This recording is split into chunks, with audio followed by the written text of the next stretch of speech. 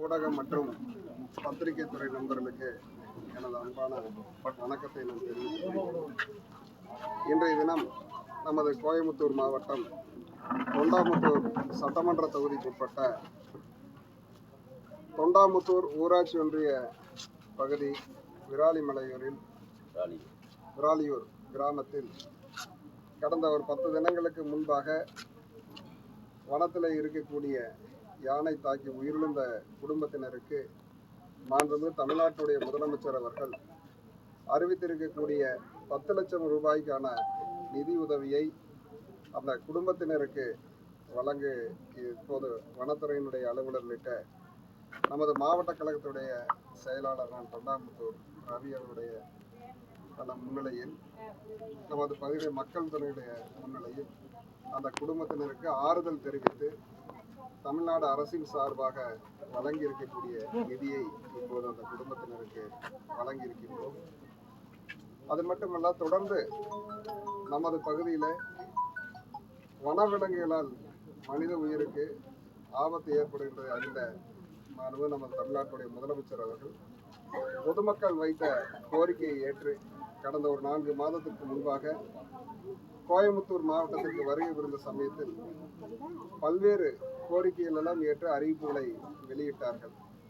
குறிப்பாக சொல்ல வேண்டும் என்று சொன்னால், நமது அவினாசி சாலையை நீலாம்பூர் பைபாஸ் வரை நீட்டிப்பு செய்வதற்கு கூடுதல் நிதியை ஒதுக்கீடு செய்து பல்வேறு புதிய அறிவிப்புகளை வெளியிட்டார்கள்.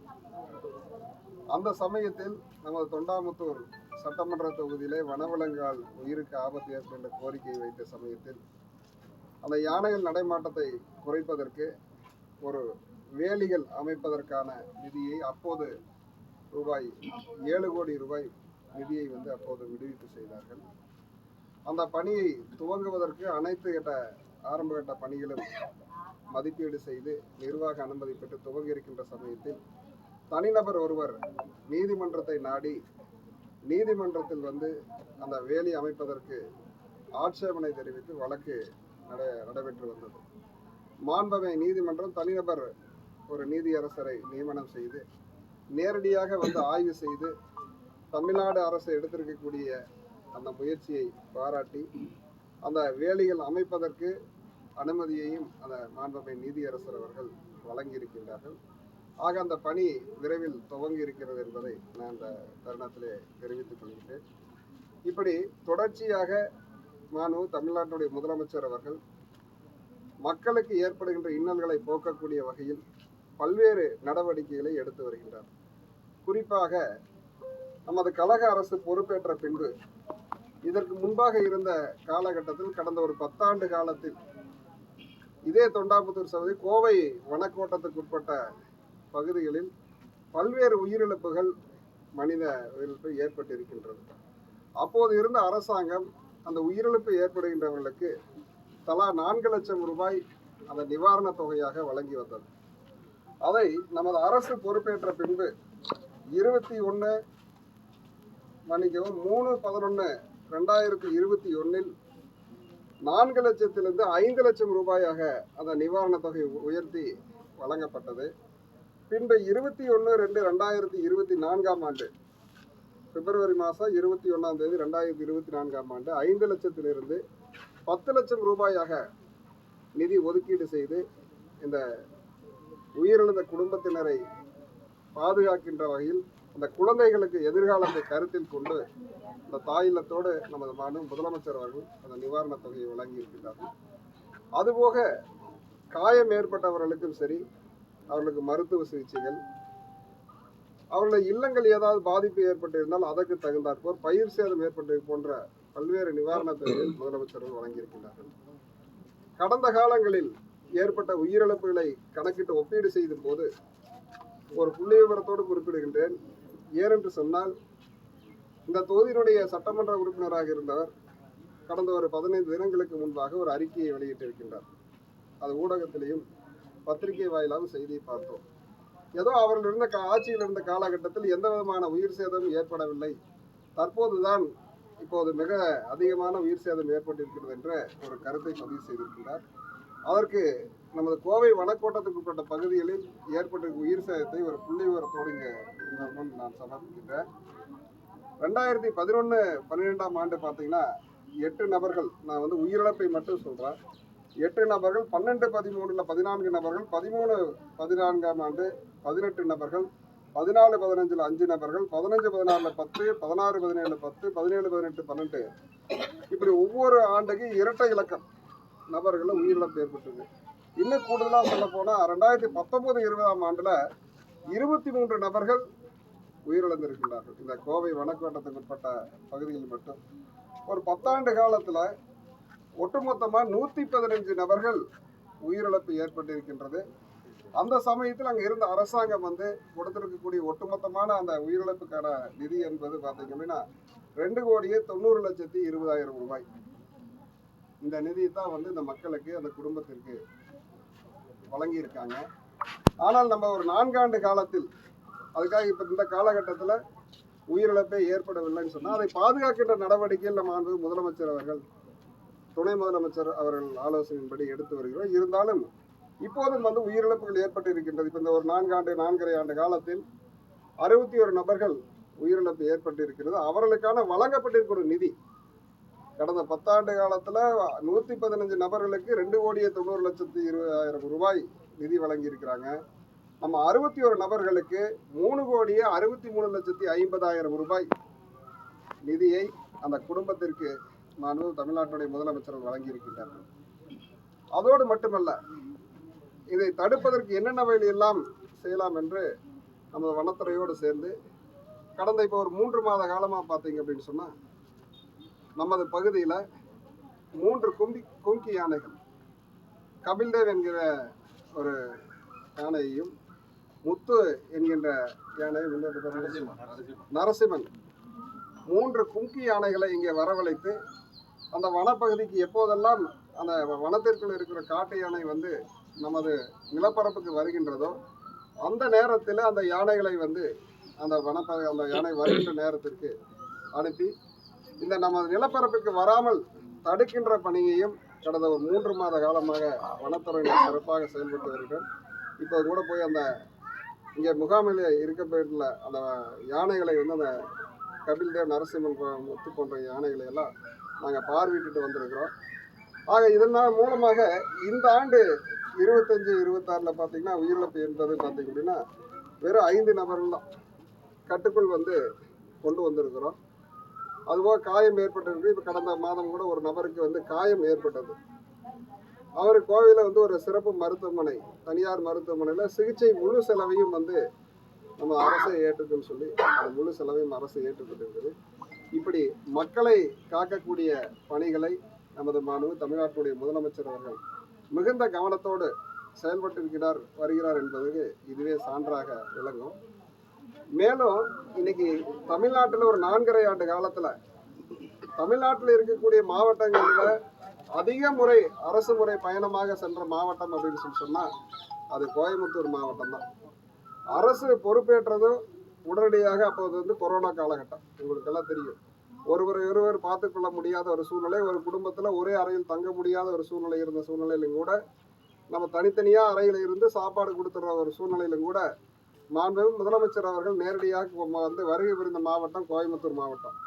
வருகை புரிந்து அந்த இஎஸ்ஐ மருத்துவமனைக்கு சென்று அந்த கொரோனா நோயினால் பாதிக்கப்பட்ட நோயாளிகளை சந்தித்து அந்த மருத்துவர்கள் அணியக்கூடிய கவச உடை அணிந்து கொண்டு அந்த நோயாளி சந்தித்து ஆறுதல் தெரிவித்தார், ஒரு நம்பிக்கையை கொடுத்தார். பணியாற்றக்கூடிய மருத்துவர்களுக்கு ஒரு நம்பிக்கை ஏற்பட்டது.